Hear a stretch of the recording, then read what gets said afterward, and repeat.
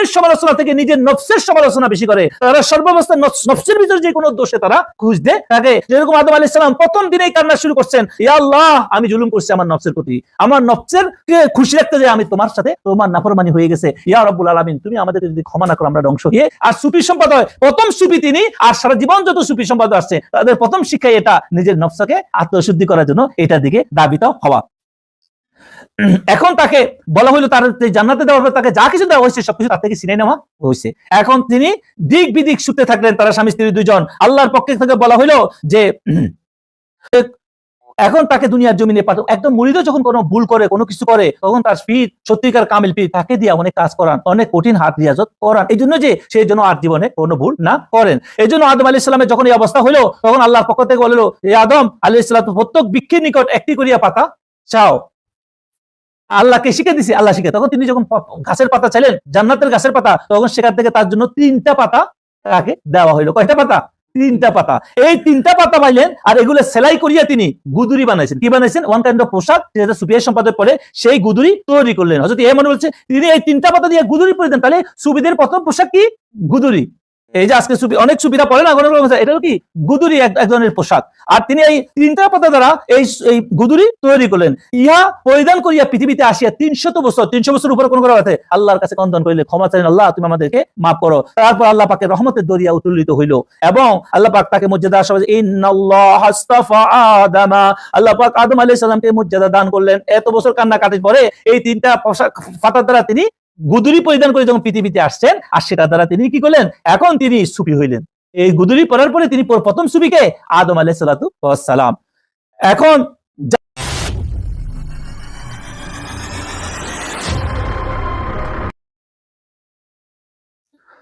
আউযু বিল্লাহি মিনাশ শাইতানির রাজীম, বিসমিল্লাহির রহমানির রহিম, আলহামদুলিল্লাহি রাব্বিল আলামিন, আসসালাতু ওয়াসসালামু আলাইকা ইয়া সাইয়্যিদি ইয়া রাসূলুল্লাহ। সম্মানিত দস্তরখানে খাজেগান, দরসে খাজেগানের এই অনুষ্ঠানে যারা আমাদের সাথে আসছেন, এখানে যারা আসছেন হাজিরে মজলিস, সবাইকে আসসালামু আলাইকুম ওয়া রাহমাতুল্লাহি তাআলা ওয়া বারাকাতুহু। আল্লাহ শুকর, আজকে আমরা যে বিষয়ে আলোচনা করব, দরসে খাজেগানে মকতুবাতে সুদি হযরত ইয়াহিয়া মনরি রহমাতুল্লাহ আলাইহি, তিনি এই কিতাব 700-750 বছর আগে তিনি এই কিতাব লিখছেন। এই মকতুবাতগুলা তার মুরিদান ভক্তদের কাছে লিখছেন। তো আজকের এই মকতুবাতও তিনি তার খলিফা হযরতে শামসুদ্দিন রহমাতুল্লাহ আলাইহির কাছে লিখছেন। আজকের এই মকতুবাত বর্তমান বিশ্ব ব্যবস্থায় যেভাবে সুফিয়া ইকরামের বিরুদ্ধে, তাসাউফের বিরুদ্ধে যেভাবে আজকে সমাজের আলোচনা হচ্ছে, এক শ্রেণীর মানুষ তাসাউফকে অস্বীকার করে, তখনও ওই সময়ও তাসাউফের অস্বীকারী মানুষ ছিলেন। এই জন্য তিনি হযরত শামসুদ্দিন রহমাতুল্লাহ আলাইহির কাছে এই মকতুবাত লিখছেন। এই মকতুবাতের মধ্যে আমরা কয়েকটা বিষয় আলোচনা করব। সেখানে প্রথমত হইল সুফি সম্পাদক কারা, সুফিদেরকে কয় শ্রেণীতে ভাগ করছেন তিনি। তারপর প্রথম সুফি কে, এবং সুফি তিনি কিভাবে হয়েছেন। তারপরে সুফিরা যেই পোশাকটা পাইছেন, এটা কোথায় থেকে শুরু হয়েছে এই সুফিদের পোশাকটা, এটার উপরেই আলোচনা হবে। হযরতে ইয়াহিয়া মনরি রহমাতুল্লাহ আলাইহি বলতেছেন, আল্লাহ পাক তোমাদের সবাইকে বুজুর্গি দান করুক, আমিন। তিনি বলতেছেন তাসাউফ, এই যে তাসাউফ ওয়ার্ডটা, সেটা হলো অনেক পুরাতন বিষয়। তাসাউফ বিষয়টা কি? পুরাতন বিষয়। এই জন্য বলতেছে এটা নবী আলাইহিস সালাতু ওয়াস সালাম, সিদ্দিকগণের আমল। তাসাউফ এটা কোনো সাধারণ আমাদের খালি আমল নয়, এটা বহুত পুরাতন, আদি থেকেই এটা শুরু হয়েছে। এই জন্য নিকৃষ্ট স্বভাবের কিছু মানুষ, যুগের চক্রে কিছু মানুষের দোষের কারণে আজকে মানুষকে দেখতে পাওয়া যায় তারা সুফি সম্পাদককে, আউলিয়া সম্পাদককে তারা বাঁকা চোখে দেখে। তার ভাষা এটা, এই হযরতের ভাষা হলো কি, কিছু দুষ্ট চক্রের প্রকৃতির মানুষের কারণে, যুগের চক্রে, যুগের কারণে এদেরকে, এই আউলিয়া ইকরামদেরকে, এই সুফিদেরকে কিছু মানুষ বাঁকা চোখে দেখে। কিন্তু বিশেষত সুফি, উনি বলতেছেন সুফি সম্পাদকের নিজেদের দোষের কারণেই, কিছু সম্পাদকের ভুলের কারণেই আজকে মানুষ এই সমাজে সুফিদেরকে দোষী এবং তাসাউফকে মানুষ, কিছু লোক খারাপ ধারণা করতেছেন এই সুফি সম্প্রদায়ের মধ্যে কিছু লোকের কারণে। সেই জন্য তিনি এই নামদারি সুফিরাই এই জন্য দায়ী। এই সুফি সম্প্রদায়কে যারা আজকে ভুল বলতেছে, মন্দ বলতেছে, এই জন্য কারা দায়ী? নামদারি, যারা নিজেকে সুফি দাবি করে, আসলে তারা সুফি নয়, এরাই এটার জন্য দায়ী। এটা হযরত ইয়াহিয়া মনরি রহমাতুল্লাহ আলাইহির কথা। তিনি বলতেছেন এই সুফিবাদ, এই তাসাউফ, এটা ইসলামের পান, দিনের একটা পান কেন্দ্র। আর তার ভাষায় তিনি বলতেছেন তরিকতপন্থীদের, আউলিয়া ইকরামদের মতে তাসাউফের তিনটা ধাপ, তিনটা প্রকার। এখন সেখানে 1 নম্বর হলো তিনি বলছেন নাম্বার 1 সুফি, নাম্বার 2 হলো মুতাসাওয়াফ, নাম্বার 3 হলো মুস্তাবা। নাম্বার 1 যারা, তারা হলো প্রকৃত সুফি, আর নাম্বার 2 যারা, তারা সুফি হওয়ার চেষ্টা করতেছেন, আর নাম্বার 3 যারা, তারাই বেদাল। তারা কি? বেজাল। মুস্তাওয়া যারা। এই জন্য নাম্বার 1 কি? নাম্বার 1 হলো সুফি। সুফি কাকে বলে তিনি তার ভাষায় বলছেন যে তার নিজের অস্তিত্বকে, আমিত্বকে বিলীন করিয়া আল্লাহ রাব্বুল আলামিনের পরিপূর্ণ আল্লাহ হুকুমের মধ্যে নিজেকে সোপাদ্য করছেন, নিজের সত্তাকে বিলীন করিয়া দিয়া তার নফসের চাওয়া পাওয়া, নফসের প্রবৃত্তি, কামনা, বাসনা, লোভ, লালসা, হিংসা, মাৎসর্য, এগুলো সব বাদ দিয়া যে ব্যক্তি আল্লাহর কাছে নিজেকে সোপাদ্য করছেন এবং হাকিকত সম্বন্ধে যার জ্ঞান অর্জন করছেন, তাকেই প্রকৃতভাবে সুফি বলা হয়। তার মধ্যে নফসে সে সুফি নয়। এটা হলো নাম্বার 1 সুফি। নাম্বার 2 তিনি বলছেন মুতাসাওয়াফ। মুতাসাওয়াফ কাদেরকে বলা হয় তার ভাষায়? তিনি বলতেছেন যেই ব্যক্তি যে এই সমস্ত আউলিয়া ইকরামদের, সুফিদের অবস্থা অর্জন করার জন্য রিয়াজত, সাধনা, মুজাহেদা, আমল, আখলাকে রিয়াজতে লিপ্ত থাকে, যিনি তাদের পদঙ্ক অনুসরণ করে, তাদের পদঙ্ক, তারা যে কাজগুলা করছে সে কাজগুলা করার জন্য সর্বোচ্চ চেষ্টা করতে থাকেন, এদেরকে বলা হয় মুতাসাওয়াফ। তার মানে এদেরকে ফলো করতেছে এদের মতো হওয়ার জন্য, এরা এখনো পরিপূর্ণ সুফি নয়।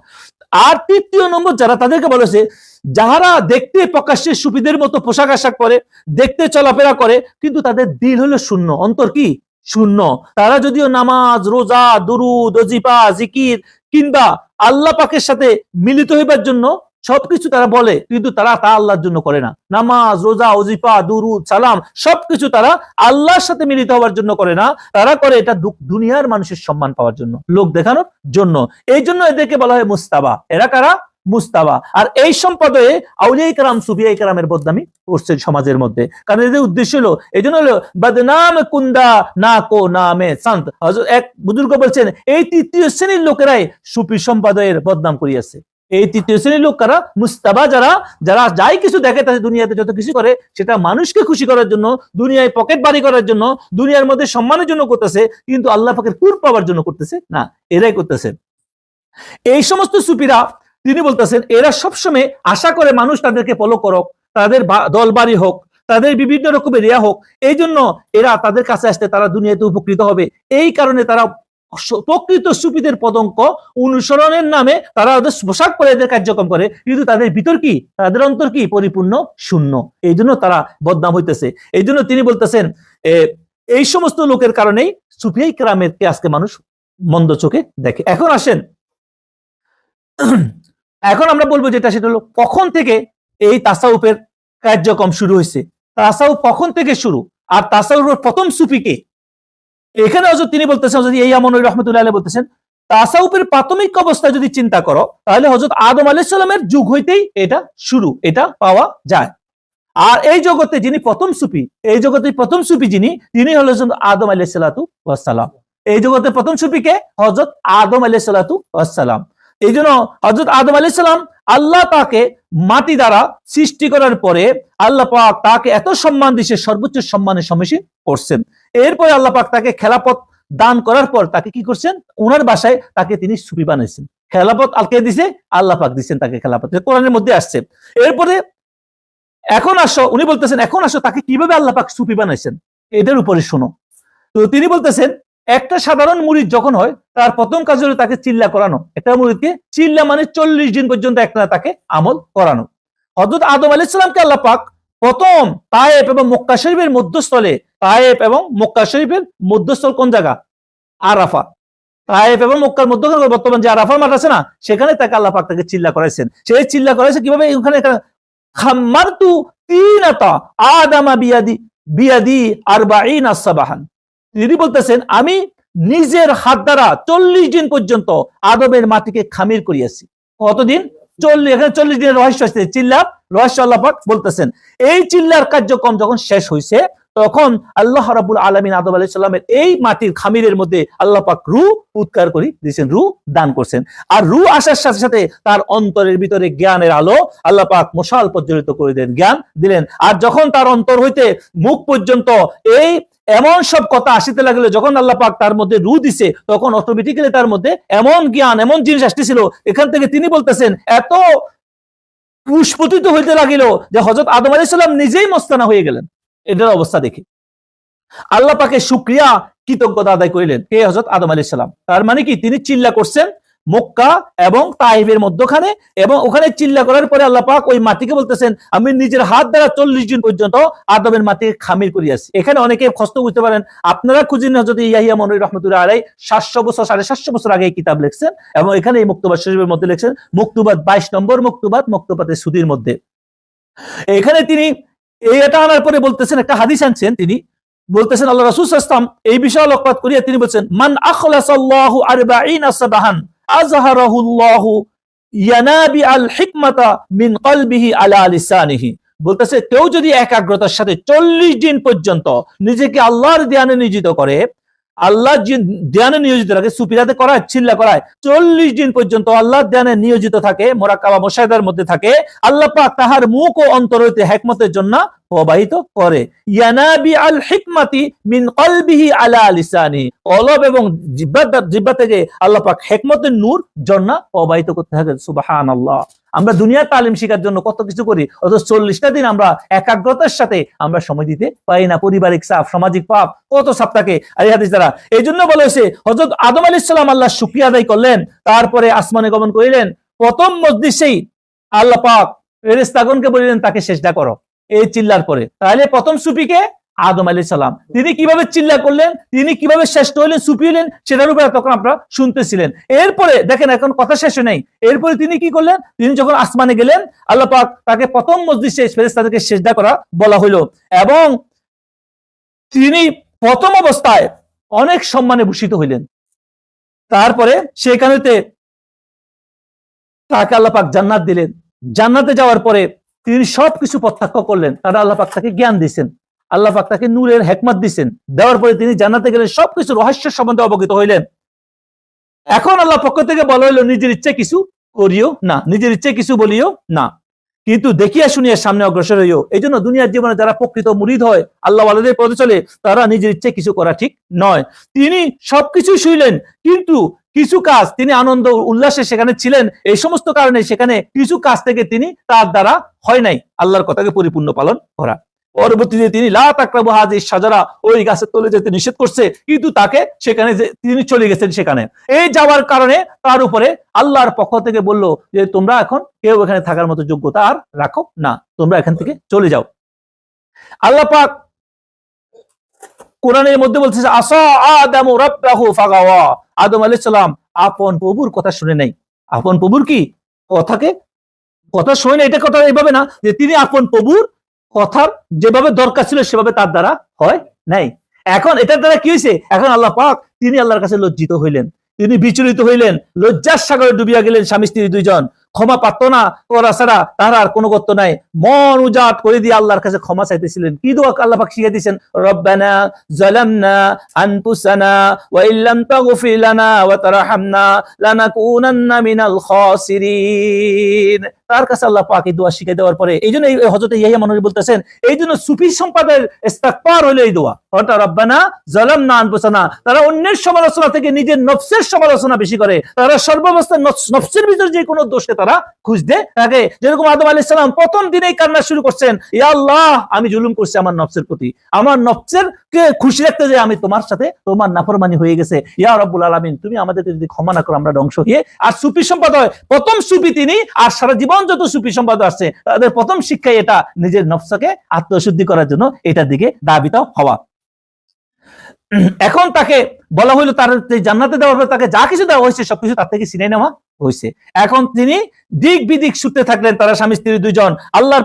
এখন এখানে তিনি আরো কয়েকটা কথা, মুরিদের সত্য হইলো যে এখন তাকে দুনিয়ার জমিনে পাঠাও। একদম মুরিদও যখন কোনো ভুল করে, কোনো কিছু করে, তখন তার পীর, সত্যিকার কামিল পীর, তাকে দিয়ে অনেক কাজ করান, অনেক কঠিন হাত রিয়াজত করান, এই জন্য যে সেই জন্য আর জীবনে কোনো ভুল না করেন। এই জন্য আদম আলাইহিস সালামের যখন এই অবস্থা হইলো তখন আল্লাহর পক্ষ থেকে বললো, এই আদম আলাইহিস সালাম প্রত্যেক বৃক্ষের নিকট একটি করিয়া পাতা চাও। আল্লাহকে শিখে দিছে, আল্লাহ শিখে। তখন তিনি যখন গাছের পাতা চাইলেন, জান্নাতের গাছের পাতা, তখন সেখান থেকে তার জন্য 3টা পাতা তাকে দেওয়া হইলো। কয়টা পাতা? 3টা পাতা। এই 3টা পাতা পাইলেন, আর এগুলো সেলাই করিয়া তিনি গুদুরি বানাইছেন। কি বানাইছেন? ওয়ান কাইন্ড অফ পোশাক, যেটা সুফিয়া সম্পাদক পরে সেই গুদুরি তৈরি করলেন। হযরত ইহা মনে বলছে তিনি এই 3টা পাতা দিয়ে গুদুরি পরে দেন। তাহলে সুফিদের প্রথম পোশাক কি? গুদুরি। এই যে আজকে সুফি, অনেক সুফিরা পড়ে না, এটাও কি গুদুরি, এক ধরনের পোশাক। আর তিনি এই 3টা পাতা দ্বারা এই গুদুরি তৈরি করলেন। ইহা পরিধান করিয়া পৃথিবীতে আসিয়া 300 বছর উপরে কোন করা আছে আল্লাহর কাছে কন্দন করিলে, ক্ষমা চাইলেন, আল্লাহ তুমি আমাদেরকে মাফ করো। তারপর আল্লাহ পাকের রহমতের দরিয়া উত্তোলিত হইল এবং আল্লাহ পাক তাকে মর্যাদা আশা, ইন্নাল্লাহা আস্তাফা আদামা, আল্লাহ পাক আদম আলাইহিস সালামকে মর্যাদা দান করলেন। এত বছর কান্নাকাটির পরে এই 3টা পাতার দ্বারা তিনি গুদুরি পরিধান করে যখন পৃথিবীতে আসছেন, আর সেটা দ্বারা তিনি কি করলেন? এখন তিনি সুফি হইলেন। এই গুদুরি পরার পরে তিনি প্রথম সুফিকে আদম আলাইহিস সালাতু ওয়াস সালাম। এখন জান্নাত থেকে তিনি আসার পরে যে গুদুরি পরিধান করলেন, তিনি সেটা তার কাছে খুবই প্রিয় ছিল। কার কাছে? আদম আলাইহিস সালামের কাছে। আর আদম আলাইহিস সালাম যখন পৃথিবী থেকে চলে যাবেন, তার দুনিয়া থেকে বিদায় নেওয়া বেসাল করার সময় হয়েছে, তার সন্তান হযরত শীশ আলাইহিস সালাতু ওয়াস সালামকে তিনি এই পোশাক দান করিয়া গিয়েছিলেন। এই জন্য এই নীতি বংশ পরস্পর নবীদের আওলাদের মধ্যে চলতে ছিল। তাসাউফের সম্পাদক এরকম এক নবী তো অন্য নবীর, এই জন্য সুফিদেরও নিয়ম হইল তারা নির্দিষ্ট কোন স্থানে বসি মানুষের সাথে বিভিন্ন বিষয়ে আলাপ আলোচনা করেন। সুতরাং সুফি হিসাবে প্রথম সুফিকে হযরত আদম আলাইহিস সালাতু ওয়াস সালাম, তারও মানুষের সাথে একাকিত্ব, যার কোনো মানুষের সাথে দিনের দাওয়াত দেওয়ার জন্য, আলোচনা করার জন্য তারও একটা বসার স্থান দরকার ছিল। এই জন্য প্রথম যে ঘরটা নির্মাণ হলো বসার জন্য, মার্কাজ হিসাবে, দরবার হিসাবে যে ঘরটা প্রথম প্রতিষ্ঠিত, সেটার নাম দিল কি? কাবাঘর। সেটার নাম কি দিল? কাবাঘর। এটা কে বলতেছে? হযরত ইয়াহিয়া মনরি রাহমাতুল্লাহ আলাইহি তার বলতে প্রথম যেই ঘর নির্মাণ হইলো খানকা হিসাবে, কি হিসাবে? খানকা হিসাবে। প্রথম পৃথিবীতে সর্বপ্রথম খানকা হইলো কাবা শরীফ। প্রথম পৃথিবীতে সর্বপ্রথম কি? কোন খানকা? কি? কাবা শরীফ। ইহার পূর্বে কোন খানকা শরীফের অস্তিত্ব পৃথিবীতে ছিল না তো কোনো কিছু। এভাবে খেরকা খানকার প্রথম প্রবর্তক, খেরকা যে কাপড়, যে গুদুরি যে তিনি পড়ছেন, তার ছেলেকে হযরত শীশ আলাইহিস সালামকে দিয়ে গেছেন। আর এটা তিনি খেরকা এবং খানকার প্রথম যে প্রবর্তক সে হলো হযরত আদম আলাইহিস সালাতু ওয়াস সালাম। তারপর হযরত নূহ আলাইহিস সালাম পৃথিবীতে শুধু একটা কম্বল পরিধান করতেন। হযরত মুসা আলাইহিস সালাম একটি কম্বল হযরত শুআইব আলাইহিস সালাম তার শ্বশুর থেকে পাইছিলেন, আর সেটাই তিনি সারা জীবন উপযুক্ত, তিনি সেটাই পরিধান করিতেন। এইজন্য আউলিয়া ইকরাম, বুজুর্গানে দ্বীন, ফিরানে আযামগণ তরিকতের প্রধান সত্য হলো যে মুরিদকে খেরকা পরিধানের উপযোগক তৈরি করা। কারণ নবীরা তো মাসুম ছিলেন, আর একজন মুরিদ তাকে তার ভিতর থেকে যত রকমের গোমরাহি আছে, নাফরমানি আছে, সেগুলো দূর করি, তার ভিতরকে পরিশুদ্ধ করি, তাকে খেরকা পরার মতো যোগ্য করি তোলা হয়, একজন সুফি আর এটা তৈরি করা হয়। এই জন্য বলা হয়েছে হযরত ঈসা আলাইহিস সালাম সর্বদা পশমি কাপড় পরিধান করতেন। খানকা তৈরির ইতিহাস তো আমরা জানলাম। প্রথম খানকা এবং খেরকা আদম আলাইহিস সালামের দ্বারা হয়েছে, কাবা শরীফ আল্লাহর পক্ষ থেকে বানানো হয়েছে, খানকা হিসেবে বানানো হয়েছে প্রথম। এরপরে বলা হইতেছে যে এই নীতি বলে মুসা আলাইহিস সালাম, ঈসা আলাইহিস সালাম বাইতুল মুকাদ্দাসের খানকা হিসাবে তারা গ্রহণ করিলেন। বাইতুল মুকাদ্দাস প্রথম কি হিসাবে গ্রহণ করলেন? খানকা হিসাবে গ্রহণ করছেন। এই জন্য এখানে অনেকে প্রশ্ন করতে, মসজিদের কি আবার খানকা কয়? এই হযরত ইয়াহিয়া মনরি রাহমাতুল্লাহ আলাইহি যে দলিলের ভিত্তিতে কথা বলছেন, প্রথম খানকা হিসাবে তারা নবীরাই এগুলাকে মানুষকে দিন প্রচারের জন্য, আলোচনা করার জন্য এগুলাকে বাছি নিচ্ছেন। এরপরে আস্তে আস্তে বিভিন্ন অঞ্চলেও এরূপ খানকা তৈরি হইতে লাগলেন, আর সেগুলা ইবাদতখানা, বন্দেগী খানায় পরিণত হইল। এখন আমরা ইবাদতখানাকে আমরা মসজিদ বলি। যে জায়গায় ইবাদত করা হয়, রুকু সেজদা করা হয়, সেজদার জায়গায় সেটাকে মসজিদ বলা হয়। তার মানে প্রথম খানকা হয়েছে, মানুষকে শিক্ষা দেওয়া হয়েছে নবীদের পক্ষ থেকে, তারপরে আসে এটা করেছে। এই জন্য শেষ আল্লাহ পাকের রহস্যবলীর আলোচনা আমাদের প্রিয় নবী হযরতে সুলতানুল আউলিয়া, সুলতানুল আম্বিয়া হযরত মুহাম্মদ মুস্তাফা সাল্লাল্লাহু আলাইহি ওয়াসাল্লামের যুগ যখন আসলো, তিনিও কম্বল ব্যবহার করতেন। তিনি কি ব্যবহার করতেন? এবং তিনি তার মিল্লাত আবিকুম ইব্রাহিম, ইব্রাহিম আলাইহিস সালামের সুন্নতকে, তিনি ইব্রাহিম আলাইহিস সালামের যে নীতি বলবৎ, সেটাই তিনি বলবৎ রাখছেন। আর তিনি কাবাঘরকে খানকা হিসেবে বাছিয়া লইলেন। পরবর্তীতে হযরতে মসজিদ নববী, আল্লাহ রাসূল সাল্লাল্লাহু আলাইহি ওয়াসাল্লাম যে মসজিদ নববী বানাইছেন, সেটাকেও তিনি নির্দিষ্ট একটা করকে সামরাকে এটাকে কি করছে? খানকা হিসেবে বাঁচিয়েছেন। আহলে সুপারা যেখানে বসতেন, আহলে সুপার যে এখনো মসজিদ নববীর পাশে এটা দাঁড়াইয়া আছে।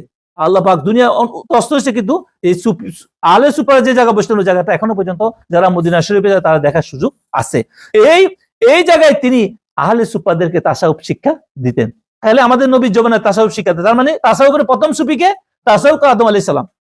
এখন আসছেন বিশিষ্ট সাহাবাগণ যারা তরিকতপন্থী হিসেবে খ্যাতমান ছিলেন, তাহাদেরকে নিয়ে তিনি সেইখানে রহস্য জগতের আলোচনা করিতেন। সবার কাছে সবকিছু আলোচনা করার যোগ্য ছিল না। হযরত আবু হুরায়রা রাদিয়াল্লাহু তাআলা আনহু থেকে হাদিস যে আমি তোমাদেরকে যা বলতেছি রাসূল থেকে যা শুনছি দুই রকমের জ্ঞান, একটা তোমাদেরকে বলতেছি আর একটা বলতে আমার গলা কর্তন করি দিবা তোমরা। তার মানে এটা তোমরা বুঝার ক্ষমতা রাখো না, এটা খাস খাস ওই খাস খাস কথাগুলাই তিনি বিশিষ্ট সাহাবীদের তরিকতপন্থী তাসাউফ সাহাবীদের কাছে তিনি বলতেন। যেমন তাদের কেউ ছিলেন বৃদ্ধ, কেউ ছিল ইয়াং যুব বয়সের, এই জন্য সেখানে রাসূল বিভিন্নভাবে আলোচনা করতেন, যে যেরকম বুঝার ক্ষমতা রাখতে, যে যেমন খাইতে পারে। সেই মজলিসে কারা বসতেন? হযরত আবু বকর সিদ্দিক রাদিয়াল্লাহু তাআলা আনহু, হযরত ওমর ফারুক রাদিয়াল্লাহু তাআলা আনহু, হযরত ওসমান রাদিয়াল্লাহু তাআলা আনহু, হযরত আলী রাদিয়াল্লাহু তাআলা আনহু, হযরত সালমান রাদিয়াল্লাহু তাআলা আনহু, হযরত মুআজ, হযরত বিলাল রাদিয়াল্লাহু তাআলা আনহু, হযরত আবু যর গিফারী রাদিয়াল্লাহু, হযরত আম্মার রাদিয়াল্লাহু তাআলা আনহু সব প্রমুখ সাহাবীগণ এখানে রাদিয়াল্লাহু তাআলা আনহুম এখানে বসতেন।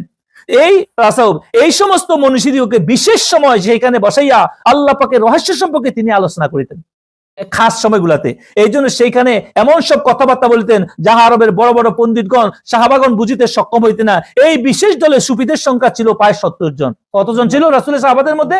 প্রায় 70 জন। এখন আমাদের অনেক বাইরে এগুলা চোখে দেখে না। এই জন্য তিনি বলতেছেন নবী করিম সাল্লাল্লাহু আলাইহি ওয়াসাল্লামের নিয়ম ছিল তিনি যখন কোনো সাহাবীকে সম্মানিত করিতেন, তাকে সুফি হিসেবে দিতেন, তখন তাকে তার চাদর বা জামা মোবারক তবারক হিসেবে দান করতেন। সাহাবাদের মধ্যে তাকে সুফি হিসেবে সাব্যস্ত করা হতো, সুফি জ্ঞান করা হইতো। এখন বুঝে আসছে কথা। তাহলে এই তাসাউফের জগতে প্রথম সুফি আদম আলাইহিস সালাম থেকে শুরু হয়েছে, খেরকা প্রথম আদম আলাইহিস সালাম থেকে শুরু হয়েছে, এবং পরবর্তী যুগে রাসূলুল্লাহ সাল্লাল্লাহু আলাইহি ওয়াসাল্লামের সাহাবীদের জন্য তিনি আলাদা কোণা বানিয়েছেন মসজিদে আহলে সুফা থাকার জন্য। সেখানে তিনি বিশিষ্ট সাহাবাদেরকে নিয়ে বসতেন এবং সুফিদের জন্য তিনি বিশেষ জ্ঞান যেগুলো আলোচনা করতেন, বয়স্কদের জন্য যেরকম যেরকম বুঝে সেভাবে আলোচনার ব্যবস্থা রাখছেন। কারণ সবাই সবকিছু একভাবে বোঝার ক্ষমতা রাখেন না। আর রাসূল সাল্লাল্লাহু আলাইহি ওয়াসাল্লাম যাদেরকে বেশি গুরুত্ব দিতেন তাদেরকে তিনি চাদর দিতেন, তিনি তাদেরকে এভাবে খেরকা আমাদের পিরানে এজাম বুজুর্গানে দিন আজকে যা করতেছেন বিভিন্ন তবারক দান করেন মুরিদদেরকে, তার পাগড়ি পরাই দেন, তারপরে বিভিন্ন ভাবে তারা তাদের জুব্বা দান করেন, তাদের দান করেন, এটার দ্বারা তারা তাদের এই রাসূলুল্লাহ সাল্লাল্লাহু আলাইহি ওয়াসাল্লামের সুন্নতকে তারা জিন্দা রাখেন। আর অনেক বাইরে আজকে বুঝেন না। এই জন্য তিনি পরবর্তীতে আজকে যে বিষয়, আজকে সুফি সম্প্রদায় যারা বদনামি করতেছে তাদেরকে কি বলা হয়েছে?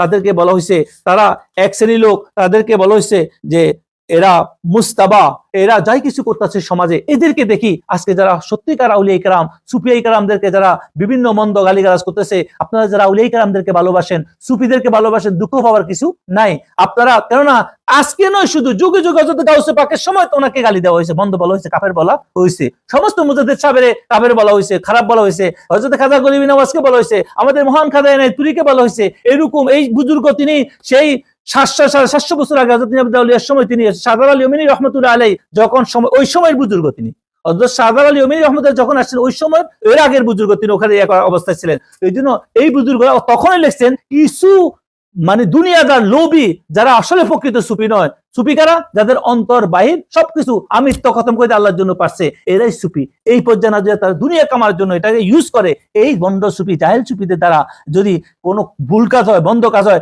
এই দিন তারা বদনাম হবেই, সমাজে মানুষ করবেই। যারা অবুঝ, যারা বুঝে না, তারা সবাইকে এক পাল্লায় নিয়ে আসতেছে। তো যারা আউলিয়া কেরামের নামে যারা বন্ডামি করতেছে, যারা আউলিয়া কেরামের অনুসারী দাবি করে, যারা বিভিন্ন মাঠে ময়দানে সুন্নিয়তের নামে যারা বিভিন্ন রকমের করে, এদের দ্বারা প্রকৃত আউলিয়া কেরামের বিরুদ্ধে কোনোদিনও যতক্ষণ পড়ুক না কেন আউলিয়া কেরামের বিরুদ্ধে কখনো যাবে না। কারণ প্রকৃত আউলিয়া কেরাম, প্রকৃত সুফি যারা, তারা আদম আলাইহিস সালাম থেকেই ছিল।